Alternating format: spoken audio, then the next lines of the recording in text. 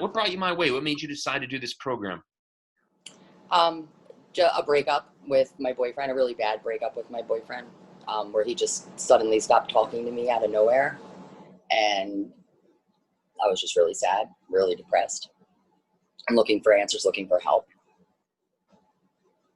So just like maybe to add context that like he just stops speaking to you out of nowhere, just so people I can don't know. relate to. How many years are you guys together for? All of a sudden he just disappeared. All said and done, I mean, we started out as friends 5 years plus. So after a total of like 5 years together, just one day he just disappeared. Stopped talking. Just stopped talking to me, disappeared. Couldn't reach him, couldn't get any answers from him. Nothing. Gotcha. No idea. And a lot of people can relate to that because, it's like people, a lot of people out there have been, married together, whatever, for years, even decades in some cases. And all of a sudden, out of nowhere, it's like it comes to a screeching halt. And it's like, what do I do? And what's interesting is a lot of people feel, a lot of people, when they first go into those situations, the first inclination is to say, well, it used to be good. I should, it's like almost like, well, it used to be good with them. So why should I look for help? Because it used to be good. But what they don't understand is they have no experience at dealing with the difficult challenges.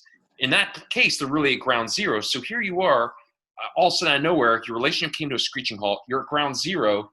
And how long did you essentially deal with that and suffer before you and I came connected? How long did you kind of deal with that, suffer through that before you and I finally connected? I'd say probably a good 2-3 months, easy. 2-3 months. Yep. Nothing changed. I feel in the same way from the first day up until 3 months later. Gotcha. And how would you, if you were going to, looking back, how would you describe those 3 months? How challenging were they for you? They were awful. It was hard to get out of bed. It was hard to take care of my son. It was hard to go to work. Everything was hard. Didn't want to eat. It was very, very difficult. And I tried reaching them all the time. I could never reach them. So that, I think, even compounded, made it worse. So. And after 3 months, and so after 3 months, he's still just completely non-existent, just disappeared. Yep. Yeah. See, so anyone listening to this call here, there's a lot of people that have the same situation as you. You think things are really great, things are great, and maybe they were, right? But relationships, they're always evolving. They never, they're always changing, and that it's not just you in the relationship; it's the other person too. So for whatever reason, he decided he wanted to take some time or whatever. But so after about 3 months of suffering, going through that, that's when you and I finally connected. Yes. Okay. Yes. So from where you were, where you're having a hard time eating, it's hard to take care of your child. Obviously you start a new business too, right? I just started my new business. Just started yes, a new business. Exactly. So everything's in a real shitstorm. It sounds like. Yeah. Very much so. So we connected. The first time we connected, Jennifer, I'll just ask this way. Here I am, I'm speaking to you. I'm letting you know, like, hey, if you're going to do this, it's all about you. It has nothing to do with him. I don't guarantee what he's going to do or not do. But ultimately, this is to really bring that emotion, really exit that emotional roller coaster. And for the first time, have the ability to just be good either way. When you and I spoke and we connected on the phone, how did you feel like what I was telling you was, I'm telling you stuff that's completely against probably what you've heard for a long time. How confident did you feel that I was going to be able to deliver what I said I was? Or was part of you just kind of like, you know what, I just want to roll the dice at this point? Like when I told you what I would be able to, do for you over 6 weeks, and between the time you thought about and you actually pulled the trigger, was it almost kind of a leap of faith? Or were you like, you know what, I feel good about this? Like, how did you feel about this? Because here I am, this random Facebook guy telling you, I'm going to recondition your brain. I'm going to make it where you're good either way. I don't know what's going to happen with him, but within a short period of time, you'll be good, and you wish you did this a long time ago, to the point where he will actually be your angel. When you first heard all this stuff, what I told you I'm going to do for you here, what was your first inclination as far as, how confident did you feel like this was the path for you? My first inclination, once we spoke on the phone, I had a lot of confidence because there's nothing else out there that I've tried. And I tried all different types of things, get your relationship back with this text and all sorts of stuff that's out there on the internet. But when you actually called me and we spoke over the phone, one-on-one, that's when I just had a good feeling in my gut that this was it. I found the right place, that this would work for me. But there was also that level of, it was still a little bit of a leap of faith. I didn't know. I tried other things. Nothing was working. Nothing was working. It was all just a bunch of bad information out there that I was getting. So, I had to let a little bit, but no, I was really confident because you called me. That really did it. That really sealed the deal for me. Awesome. So then once we began, for anyone here, and again, from where you started, where for 3 months, not so much fun, a real shitstorm. You have children. You had a new business you started. For 3 months, you're not eating. Everything's just a complete in disarray.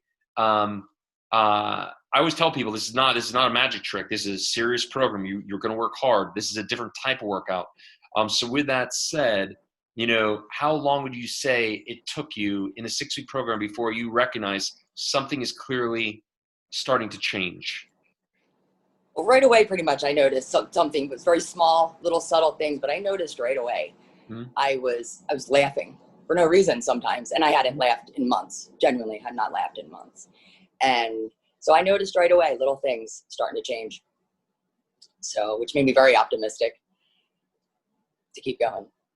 Good. And so then follow-up question is, when did you feel the utmost confidence that, hey, this is not just a little something here and there, this is here to stay? For most people, I think that happens usually on average, probably like by week 3. Because exactly what I was going to say. Week 3 was like a big, for most people, but week 3 for you, you knew this was here to stay. Yeah, just like bells went off, and I knew it was my new way of life, and I knew it was here to stay, and I was so super excited. And there was so many changes at that point at week 3, just so many different changes around, because I had gone through a lot, as you know too. A lot of stuff happened over my 6 weeks that I was in the program, with my dad dying, my bank account getting hacked, my son to the ER, just starting the business. That was still very predominant in my life, having a brand new business and getting customers in, and of course my attitude and what emotions I'm having is what's going to attract them or send them away, my patients, my customers. So I started to notice I was getting more patients at that time too. So, week 3 was for sure. So that's great for everyone to hear here, because for anyone listening, Jennifer, I mean, thank God you and I connected when we did. You lost your father like in week, probably what week was it, week 2? It was pretty early, I think, right? Or it was very early. It was week 2. Exactly. Yeah. And when we got on the call, Jennifer just started off with me, just 2 weeks earlier, and 2 weeks into it, she lost her father.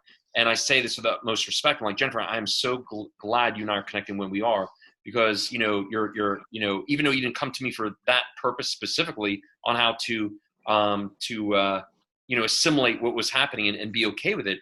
I said, listen, let me be that one person to tell you from an emotional conditioning standpoint, you don't have to be in fucking pain. Even your father wouldn't want you to be there for weeks, months, or years. He'd say, hey, Jennifer, get out there and go get it. Go enjoy your life. Allow me to live on through you. So if he would even want you to, or not want you to suffer, why do we do that to ourselves? And you and I had a conversation, I think you were pretty shocked how even just a couple days later, actually was not nearly as bad as how it probably would have been normally. And it's really important for people to know that. And I'll ask you to just give what your experience was, to just be surprised on how well you can actually get past any kind of emotional challenge. And for a lot of people, losing a loved one is one of the top ones. So you lost one of your parents during our time together, and just really a few days later, it really was not nearly as bad as you knew it was. It would have been normally. So for anyone listening to this here, what was it like to actually have a true skill, a process that even something like that was not nearly as bad? What was that? Can you tell people what it'd be like to actually know that no matter what that challenge is, you don't have to sit there. You don't have to be in it. I mean, it's amazing. It's amazing because the emotions still come. They're still going to happen because life's happening around you. Mm-hmm. But the fact that you can change it within minutes, it's just amazing. It's amazing. You accept it. Of course, there were plenty of moments over that time where I felt sadness start to set in that my dad wasn't here anymore. But I would do my boost and I would get right to it. And within minutes, I was feeling great with a big smile on my face and thinking of my dad still too. thinking about how happy he would be that I was smiling and happy at that moment, and that I wasn't crying, and that I wasn't in pain. And it was amazing. Wonderful. Yeah. For anyone listening to this call here, like, I mean, I really want to be the first person to tell you, no matter what comes in your life, no matter what that stressor is, for whether it's love, health, or wealth, you don't have to sit there in emotional purgatory. That does not have to be the situation. It does not matter what it is. From a biological perspective, it's really all the same. And like I said, even in this case, like with Jennifer, our loved ones don't want us to suffer. So why would we do that to ourselves? Why would we buy into the idea that we have to sit there and be in pain for months or years, when even that person would not want us to be in that place? Why would we do that to ourselves, except for the fact that we're simply told the wrong information? So, Jennifer, during our time together, not just for her relationship, was able to use this same practical 30-minute process to really propel herself when she really needed it. And that's really an awesome thing for, to be able to say. And you supporting me and calling me at that moment when I had messaged you of what was going on, and you said some words to me. You asked me a question on that phone call that I have it's ingrained in my brain now. And anytime I feel any kind of sadness for anything, I ask myself, what good does sadness bring me? Because that's what you had asked me on that phone call that day. Yeah. So, and as soon as I ask myself that, it's like, I know right away, nothing. No, there's zero. And it's gone. Yeah. Zero is absolutely zero benefit to sitting in sadness. All that does is pave the way for more sadness. I mean, if there's any benefit at all, it's only in the instant where you feel that emotion. Is you can think of it like a call to action. Like, okay, I now need to do blank. And you know what that blank is, because 2 minutes is too long. But the only, if you want to see there's any benefit at all, you can translate it as a call to action. But other than that, most people live in sadness forever. They just keep allowing themselves to go through these waves of sadness because they buy into the nonsense of these, let it out and talk about it. And all they're doing is perpetuating. That's the problem. But there's zero benefit to sadness. The only thing you could potentially argue is a benefit, as only initially when that wave first comes as a call to action. That's fucking it. Right. So yeah, when you and I talked after you told me what was going on, it's like listen, let me make sure this is really clear here. I know you came to me for the relationship aspect, but this is for everything. You don't have to be there. And this actually is an opportunity for you to work even harder, because imagine your dad looking down upon you and just seeing how amazing and how strong you are. I mean, how cool is that? And as a real legacy, Jennifer, you can teach your children these things. So that's what an incredible gift, to give to others. But I'm just a living example for my son too. I know that he's watching. Yeah. I mean, what a great legacy. Yep. So the first few days you know something's happening, but around week 3, we're like, this is here to stay. That's where you're like, and for anyone listening here, I tell this very clearly. This ain't no magic trick. This is a serious program. It's hard work. Everyone like Jennifer does a 30-minute process. They work hard, and it's the way you recognize the differences is no different than if you work with a personal trainer, classic sense. If I was Jennifer's personal trainer, and she's able to lift 100 pounds. Well, maybe week 1, at the end of the week, she's able to do 110, then 120, then 130. But here's what's cool. By the time she gets to 140, you have to say, I'm 40% stronger than when I started.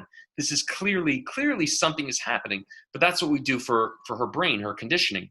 And it's at a certain point, you reach that threshold where you say, wow, I've had all these experiences. So many people have told me certain things. I'm showing up differently. I'm communicating differently. There's so many of these quote unquote data points. I have no choice but to acknowledge, like a scientist, the data is real. And for most people, it's usually around week 3 or so where they recognize this is here to stay, with it one caveat: as long as you keep doing the 30-minute process. That's the one caveat. But as long as you keep doing that, it's a gift that keeps giving. This will never stop. So okay, here's what's really awesome here. So Jennifer, when you and I first started, I'm sure there was a part of you. I'm sure there's a part of you at some level. I forget the exact answer, but I'm sure there's a part of you that's like, well, if I hear back from him, maybe there's a way to resurrect this relationship. Was there? For sure.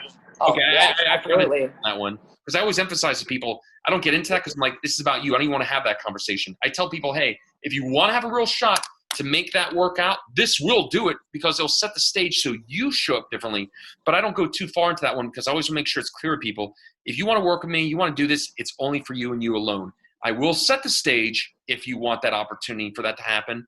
but I'm not going to go so far into that because this is ultimately for you. So there was a part of you that did have that in the back of your mind. Hey, that might be something that I want for myself, right? Oh, absolutely. In the beginning, Okay. absolutely was. Okay. Yeah. Gotcha. So now something very interesting happened for you here. A few weeks later, someone comes out of the woodworks, right? Yes, he did. Yes, he Can did. you talk to me about that a little bit? Like what that was like? How did you feel when you got that text message or whatever that was? Oh, I felt all sorts of ways. I was about week 4, I think it was, Mm-hmm. the end of week 4 where I got the message, professing his love to me, and it was in a text message. And at first I was just like, whoa, wow, I wasn't expecting it. And I wasn't even thinking about it anymore, actually, getting him back or making it work. Yeah. It really was the furthest Interesting, thing huh? from my mind. And when he texted me, normally I would have thought I would have texted him right back, but Mm-hmm. I really didn't have much of a desire to text him or talk to him or even acknowledge him at Mm-hmm. that moment. Um, so I didn't. So, which even blew my mind that I didn't. Yeah. I Yeah. didn't even want to. That's the thing. I didn't even want to. So The tables have turned. The student has become the master. yeah, Yeah. yeah, yeah. So Because I started to remember the negative things. Because like you had said, when you're trying to get back together with somebody, you think about all the good things that happened, all mm-hmm. the good times you shared, and the happy moments, and you forget about the reasons and what made you split or not be with that person anymore. Mm-hmm. But it was different when I got that text. I started to remember why we weren't talking, why I hadn't, Mm-hmm. talked to him, and that was ultimately why I didn't want to even reply to the message. So, because I felt happy. Good. Yeah. It's like, you know what? I'm good. Why would I do that to Yeah, myself? It's like exactly. you don't understand. That's how you break the cycle. When you have that condition in, you feel great by yourself, you all of a sudden you're not codependent. You're not drawing in negative people because you already feel great. And I give people an analogy many times because people don't quite understand this because they've never experienced what you experienced, Jennifer. You realize you're a very small percentage of the population. But I give people an analogy. I'm like, imagine 10 years ago, you had a boss that fired you unfairly, treated you like shit, get out of here, and just it was completely wrong, right? But imagine 10 years later, that same person called you to offer you another job and a very good paying job. But imagine the situation, you're not doing so well financially. You need the money. Well, you might really not like that person, but you're probably going to take the job, right? Right. That's the analogy for why people keep going back in these same kind of bullshit situations over and over again. They don't have a way to feel great themselves in a practical way, so they keep having to leverage from other places. But that's a losing proposition that never works long term. Eventually, that same person is going to do the same shit again, and here you are. You have no Right. job again, and whatever, et cetera, et cetera. But then I say, well, what if 10 years later, Jennifer, and this is not so far from the truth, what if you won the emotional lottery and you won $100 million in the lottery? And then that person calls you up to offer you a job, even though it's a very good paying one. What would you tell that person? Fuck No. you. You'd be like, Sorry. Yep. I'm good. I don't need Exactly. your job. You might not say fuck you, but you say, No. I don't need your job. I'm good, Yeah. right? Absolutely. And that's basically what you have now. You won the emotional lottery. So you have that as a conditioning process, and there's no void. Therefore, there's no void to fill in. That's right. That's a great analogy. That's exactly what it feels like. So how do you feel about your future now, Jennifer? How do you feel about your future in relationships? Very optimistic, and I at this moment in my life, I don't even really want to get into a relationship like that. I mean, there's so many people like they're coming up out of the ground around me, calling me, and I'm meeting them out on the street, and even through this whole pandemic, and it's just crazy. But I'm actually really happy with myself and the way Mm-hmm. my life's going, and I want to keep on this track for a little while and spending that time on me. And so, yeah, I'm not even really interested that way in having any kind of relationship right now. I want to keep going It's a where question I'm then. at. You think all these people that are magically being drawn to you, think that's a coincidence? Oh, no. I had a friend come over, it was actually to my office, and she kept telling me, I don't know what it is, but how great I looked. Mm-hmm. And I mean, it was just an average day. Hair was pulled up in a ponytail, nothing special going on. And she just couldn't tell me how great I looked. But she didn't know what it was. She was asking me, did you change your hair? No. And so it was great. And I've just noticed all sorts of people approaching me in public that I don't know. It never really happened before. You know, just randomly walking up to me in public, women, men alike, not just to hit on me or anything, just all across the board, just people coming up to me and talking to me. And so it's very interesting. It is interesting. And here's the answer to that. When you feel radiantly beautiful, you are radiantly beautiful. That's why that is. When you just feel great, you radiate that. People have to respond in accordance to the version you bring to the table. And when you feel like that, you're not going to allow nonsense into your sphere of influence. You're just like, I already feel great by myself. So, and with that said, because you're no longer even potentially vulnerable to those, quote, those people, the old you might have wasted your time and energy with them, but the new you, you're literally emotionally bulletproof. So that energy that might have gone sucked into some other realm is being reallocated towards creating the life of your dreams. So that gives you all the energy you have in a practical way to meet the right people. Think in the past, all the other people you might have met normally, where all of a sudden they just start sucking your time, your energy. And if you waste all your time with those people, well, what energy is going to be left to create the life of your dreams for the right people? What energy is going to be left for your son? What energy is going to be left for your business? Nothing. But now you're literally immune, emotional bulletproof to those people. I mean, the truth is, you can't stop yourself from going on maybe one date with one of these people. But as soon as you see very clearly that person is not in line with you, assume keep doing your 30 minutes every day, as long as you keep doing exactly what you've been given and never stop, it'll be impossible for those people to take you in the wrong direction. And because you're not going in that direction, that energy you're saving is real. That's real. That's practical. That's tangible. That's energy you're going to use to meet the right people. And all that together really funnels into just this radiant version of you who just feels great. And people have to respond in accordance to that. So your business changes. You make more. You're better with your clients. People want to be around you. Your friends gravitate towards you more because the energy you have, the energy you radiate. You meet the right people because you're not being sucked by the wrong people, and you just feel good. I mean, you just feel good. So it's like you win across the board. Yes. Yeah, no, I've met some wonderful people too. I've really met some good people. Just, whether it be a patient or just somebody as a friend, I've met some great people lately. I really have. Over the last maybe 2 weeks, I've met some great people. Wonderful. So let me ask you a question here. Maybe just kind of close here. What would you, if you knew anyone who's going through what you went through, where they were in a relationship for years, maybe even decades, and all of a sudden that person, where they thought things were so great for so long, that person just, for whatever reason, disappears. Maybe they see need to find themselves. Maybe they met somebody, for whatever reason, just out and leaves. And that crushes people, as you know, and they're being crushed. What would you tell them? What would you tell them as far as, being able to relate to the situation and what needs to happen? I'd tell them to call you first. I really would. But I would sympathize with them and understand.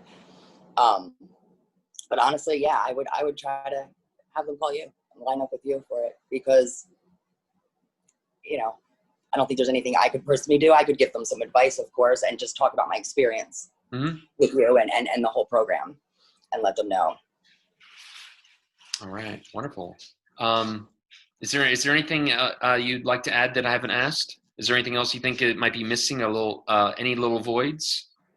No, just wanted to know how personal this was, how your personal attention to me was really what was just wonderful about this program. What I appreciated more than anything else about it wasn't,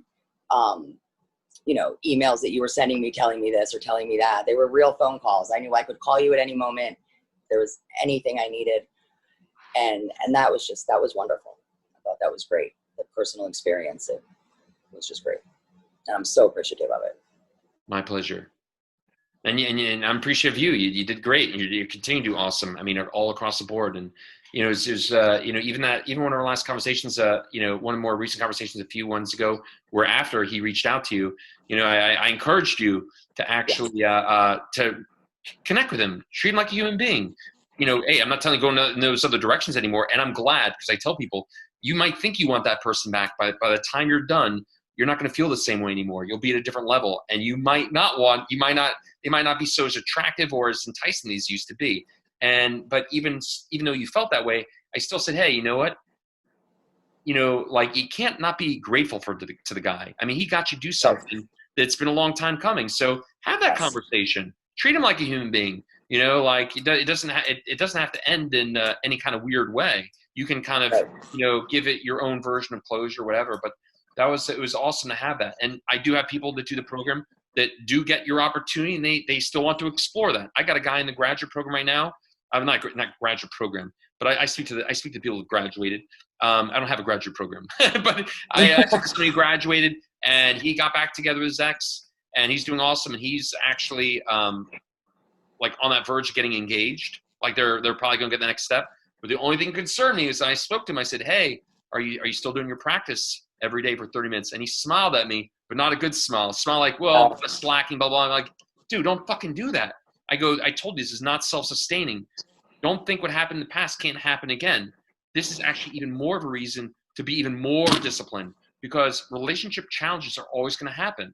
Just like in anything in life, you want to be your most physically adept self. You want to be your most mentally strong self.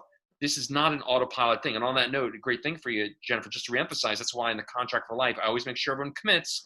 Not everyone follows, but you can never come back to me and say, I didn't make it really clear. You cannot skip days. Never. No. Never. It's just like with your physical muscles on your body. Yeah. You can work out and you can get that perfect body, but if you stop working out after that point, you're not going to keep your perfect body. Yep. You know? Yep. So that's exactly right. And if you ever have, which you will, because we all do, when you have those challenging times again, that's when you go back to the baseline of the kickoff, and you do exactly like fucking military style, exactly like that, and even more. And as long as you do that, your result's inevitable. It's inevitable. Whenever, sometimes I'll get on a call with someone where they're going through that. I'm like, I'm not going to tell you anything you don't already know. If you need me to fucking boost you, I will, but it's the same rules, and they'll do it. And because they'll do it, they'll get to an even higher level. But we cannot avoid those challenges, and it's okay. So you don't try to be perfect. You say, you know what, this is a lifetime commitment, higher highs and higher lows. Life challenges will never not occur. I mean, you were kind of a unique situation because you had a zillion things that happened just during that time. I really did. Yeah. I mean, you got hit with everything. So I did, yeah. So I don't know. You might be a unique case where you already know, like you can Jennifer, you can never forget during your time with me during the 6 weeks, you dealt with everything. So you already know that it's going to get you to where you want to go. All you got to do is execute. Yep. Yeah. And it's great to be able to sit here and actually laugh about that and smile about it. Yeah, incredible. What a gift. In an interesting way. Yes. Yeah. That's you gotta have a common sense humor. I mean, in its own way, what a gift. I might tell people, if you can do this great during one of your lowest, most challenging moments, think how great you'll do when things are going your way. Right. Exactly. So it's in some ways it is indeed a blessing.